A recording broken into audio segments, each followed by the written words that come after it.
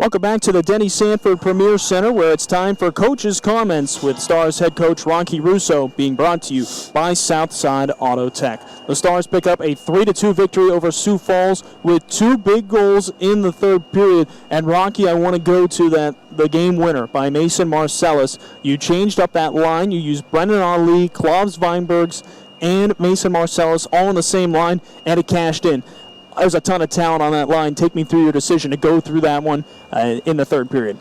Well, I mean, we're a bit of a mash unit right now, right? Like, Doug's not here, Ludke's not here, Raftery got hurt in the first, Sambuco's sitting in the box after a fighting major. It was throw 'em in a hat and mix and match, and those guys had a couple shifts before that, and I liked the way they were playing, and so, it's a 2-2 game with only a few minutes left, and you're just trying to go with your six best forwards at that time in the hopes that you can pop one, and those guys certainly are in that mix. Take me through that thing with Raftery. How's he doing after this one? We saw him, looked like he was bleeding up high. Was taken to the bench, and I don't think we saw him the rest of the way. How's he doing after this game? He's okay. I'm sure he's out tomorrow. He might even be out next week. We'll see.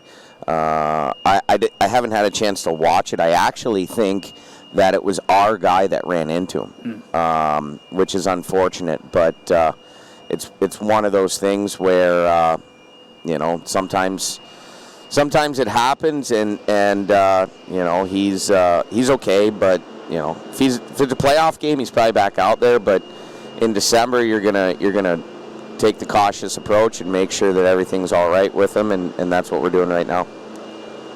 Big comeback win in this one. You guys were down going into the third, trailing for the second time that you've come back, though, from that kind of situation. Take me through that, because you go into the third trailing, you find a way. What's the message to the team in that second intermission? You know what, I was pretty disappointed with the way that we played in the second period, because I thought we started good and then we got really flat. And they were out shooting us like 13-7 at one point in the first period, and the Peter Sambuco Larrigan line went out, and they completely changed the momentum. They shifted everything, and we ended up out shooting them after the first period, and I thought we played really good to end the first period. I was excited about where we were, and then I was pretty bummed with the way we played in the second. We got soft. We started turning pucks over. We started making soft plays. We made some mistakes on their two goals. Obviously, their first goal is a power play goal, but we got puck watching when they made the stretch pass, and then the second goal we get beat to the net, and those are frustrating things because it's all we work on in practice all week, and you would know, you sit and you do your work in the arena and you watch us practice, so you know the things that we're working on. So when we don't execute those things in practice, it gets frustrating. But I'll be honest with you, I challenged a lot of guys in the second intermission, and I said, I love Tanner, and I love Doug, and I love Raf, but everyone on this team is so important, and those guys aren't here right now. So who is stepping up?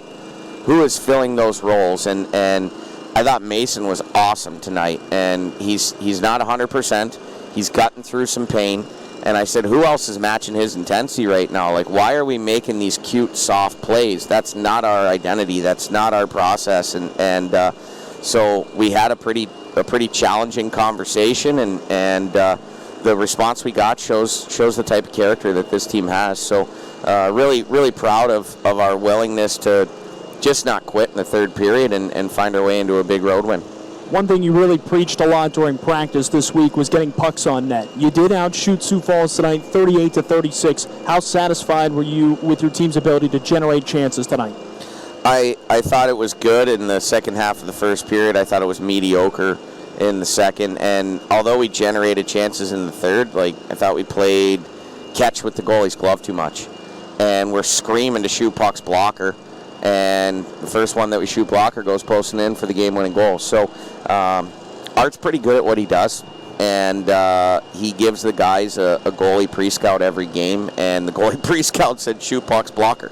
And we wanted to just shoot wrist shots at his glove all day long. So finally somebody took the message from the goalie coach, and it ended up being the game-winning goal. It sure was in this one. You also got a shorthanded goal in this one. What a shot. What a shot. That was a brilliant one. Jack Larrigan, the guy we were talking about before, once he starts getting in that first goal this season, they're going to kind of come. He got his third here tonight.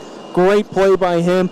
How good did that feel? You guys have had the top PK unit this year, but now you get a shorthanded goal as well, the first by the team. Well, we had a ton of we led the league in shorthanded goals last year, but we haven't had one this year, not from a lack of trying, I guess, but it was a big face-off win by Keaton, right? And Jack got his hips around it, no hesitation, and that's a big-time shot. And really happy for Jack, because Jack's one of those guys that, he's a confidence guy, and when he's playing with confidence and trusting his ability and using his feet, he can change the game. And when he wants to overthink it a little bit, or he wants to stop his feet and make plays, that's when his level comes back a notch or two. And he played really fast today. He played with confidence. He generated chances. Especially, I think he had maybe 3 shots or 4 shots on the kill this evening, which is really important for us. We generated an offensive zone faceoff in the second period with a shorthanded chance, and then obviously scores the tying goal right there. So he's really starting to turn the corner and take that next step in his development, and he's such an awesome kid. It's just so fun to see. Rocky, thanks for joining us. We'll talk to you again tomorrow when the Stars take on Tri-City. Thanks, Joel. That was head coach Rocky Russo joining us on Coach's Comments, brought to you by Southside Auto Tech after tonight's 3-2 victory over Sioux Falls.